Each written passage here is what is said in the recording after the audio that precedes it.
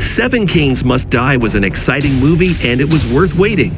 But Netflix committed a crime in some of the things in the movie.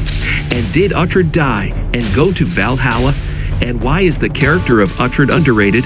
And who are the seven kings and the women who love must die to fulfill the prophecy? Complete the video to the end to know. Uhtred character. The character of Uhtred, an oppressed character and underrated, because the Last Kingdom series is the most underrated series in history. So there are many oppressed characters in the series, and Uhtred was wonderful all these years that he presented on the Last Kingdom series, and he remained constant on his performance all these years. And I think that the biggest reason I love the Last Kingdom is Uhtred, a character that influenced me and the fans of this work, how you should be brave and respect different religions, and how Uhtred was defending the people Saxons despite their contempt for him, because he is half Vikings and Saxons. I want to thank Alexander Draymond for this performance. The movie Seven Kings Must Die was amazing, but there are some things that Netflix added to the story that I didn't like. I'm going to talk about the things I hated about Seven Kings Must Die, but after I tell you about some details that no one paid attention to, and the thing I loved in the movie. Now I want to ask you a request. I hope with all my heart that you subscribe to the channel. I really get very tired in writing the script and editing the video, but I don't get views. But I will continue because I love what I do. But if you subscribe to the channel, I will be happy. Some secrets. 1. The events of Seven Kings Must Die begin around the death of King Edward in 924 AD. This is 13 years before the Battle of Brunanburh, which solidified King Aethelstan and unified England as one. This might come as a surprise considering the pacing of the movie. Feels as though all these events happen over the course of a few weeks. But hey, this is what happens when you don't have an entire season. 2. Ingolmundr, who indeed was a Norse Viking, driven out from Ireland, who settled in the Wheel Peninsula. However, the whole act of him being a devout Christian, who uses his sexuality to manipulate the king, is unfounded.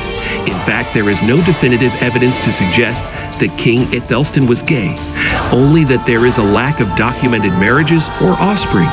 So the writers here are definitely taking some artistic liberties by grounding Aethelstan's desire to unite England and Christendom in his fear that he'll go to hell for being gay. 3. In fact, Aethelstan, he not the person who kills his own brother. Weird for fear that he would make claim to the throne. In reality, Aelfweard's cause of death is unknown. He died only 16 days after King Edward's death, which is rather suspicious, with some historians even suggesting that he was poisoned. So that big scene where Aethelstan stabs and kills his own brother probably didn't happen. 4.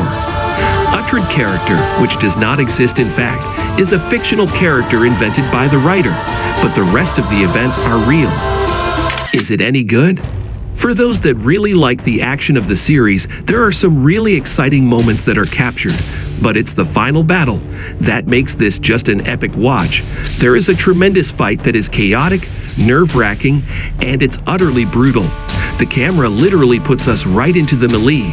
I mean, where at one point we're watching this character drag themselves over dead bodies as they try to escape being crushed by those that are fighting above them. Now it's harrowing and it's filled with energy. And I love too that this sequence, it's not a quick over and done moment. The battle, it's a bit exhausting to watch. And I totally mean that in a great way. The emotion, it sucked me in, and I was constantly in fear for some of my favorite characters. Uhtred is such a good character when watching him in the show, and the character definitely delivered this time round again when he was in the movie. Alexander Draymond gave his all to this role again for the 6th time, and the emotional farewell that he got by seeing Uhtred meet his end was extremely fitting. I feel they had to kill the character, and the fact that he was the 7th king, despite never referring to himself as a king, it made it perfect. Something I've loved about the show, and also about this particular story, is that it's filled with scheming, where just about everybody is sketchy. When it comes to trustworthiness, now we never really know if we can trust what a person says or not, which then leads to exciting altercations and usually a lot of bloodshed. I mentioned how the filming during the epic battles was awesome, but it's excellent most of the way through the entire movie. I I loved how characters are captured, especially in the midst of the action. There are times where we'll see a character slowly walking through a scene, as just the chaos erupts around them, and the focus it never breaks from the character creating, almost a sense of invincibility through confidence. Now I want to talk about the things that I hated in the movie, and then I will explain the end, and we will know who is the woman you love who must die, because the movie did not clarify this very well. Is it any weakness? I'm still of the mindset that this maybe could have been a final season, or at least a 4-episode epic culmination of everything. It didn't necessarily need to be a movie, because we do kind of rush through certain things, and the format of a show for The Last Kingdom, in my opinion, works better than the format of a movie, but only because the story they were trying to tell in this movie, I believe, had a lot more to it than what we actually got now. Is that me saying I hated this experience? No, I did not.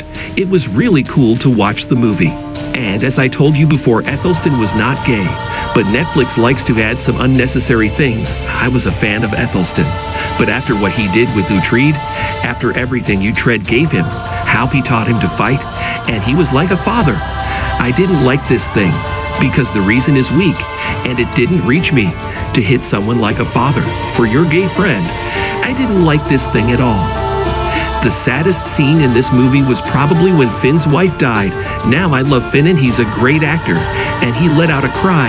He did a good job, but I didn't feel anything. I don't know why that is. Maybe it's because I'm not attached to his wife. I don't think that's it, because I am attached to Finn, and normally I would get upset that Finn was upset. I think the reason that I didn't get upset is because it's moving from plot point to plot point, and I just wasn't in the mental space to get sad with him. Now the benefit to a movie being very focused on the plot is that the plot was very easy to understand. I didn't feel connected to these characters, so I didn't actually feel anything until the final scene. Ending explained. With the movie being called 7 Kings Must Die, it was based on the prophecy and vision that Ingrid had on 3 occasions. Ingrid, wife of Finan, exclaims that she's been experiencing prophetic dreams. In them she claims that if a unified England is ever to happen, that, quote, 7 kings must die and the woman you love. So let's take a look at who those 7 kings are and this mystery woman. On one side, we have King Aethelstan of Wessex, Mercia, and East Anglia, who will later piss off the 6 other kings of Scotland, Strathclyde, Wales, Orkney, Shetland, and Man. Now there are other kings in this story. However, the prophecy does not state specifically which kinds must die. So when Uhtred is brought before Olaf and the other kings as king of Northumbria in exile, he realizes that this prophecy is looking more and more like a reality. But there's also another part to the prophecy, a woman you love who also dies. It's actually not a reference to who Uhtred loves, but rather his friend Finan. And this woman is the prophecy maker herself, his wife Ingrath. She'll later die after being entombed, which may have been an apt punishment, considering Christ's body was held in a tomb prior to his resurrection. However, 5 of the kings escaped the field following the battle, but their race didn't, tying into what was mentioned earlier on in the movie, where it was spoken that even if a king died, it didn't matter, as they had their heirs to take over. Whereas on this occasion, the fact that the king's heirs died, it meant that it was arguably more important, due to the fact that their rule was essentially going to come to an end, which was what meant that Aethelstan was able to forge the unity of England and rule under that name, making him the first true king of England, and meaning that the battle was one of the most important battles in British history. Now the question isn't did Uhtred die, as Aethelstan and Osber Perlig and Idgafu pray for his health. He emerges from his chain chambers. Through defying the king, Uhtred actually saved him, and thus the hope for England. Uhtred now sees that Aethelstan has proved himself to be the rightful king, and will swear Northumbria to him. Thus England was formed, but this still leaves the question of the prophecy. 7 kings were to die, but only 5 died in the battle. Who are the other 2? Uhtred surmises that one of them must be King Edward, for a unified England could only come after his death. Then who is the last king? You could argue that it's Aethelstan, as Uhtred makes him vow never to marry or have heirs.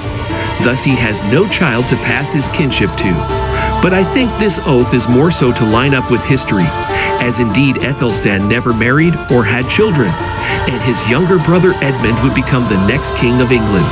Therefore, I believe Uhtred is the final king who dies. It lines up better with a prophecy since his death coincides with the end of his rule of Northumbria. Remember that the other kings at the Isle of Man did refer to him as the King of Northumbria. Plus, Uhtred even says that he doesn't care about being remembered by history, rather that he only be honored in a feast hall for standing by his oath. And this is what happens. We hear a crowd cheering as Uhtred is bathed in light at a great feast. And at this feast are memorable characters from Uhtred's life who have also died, such as Breda Earl, Ragnar, Klappa, and Hyson.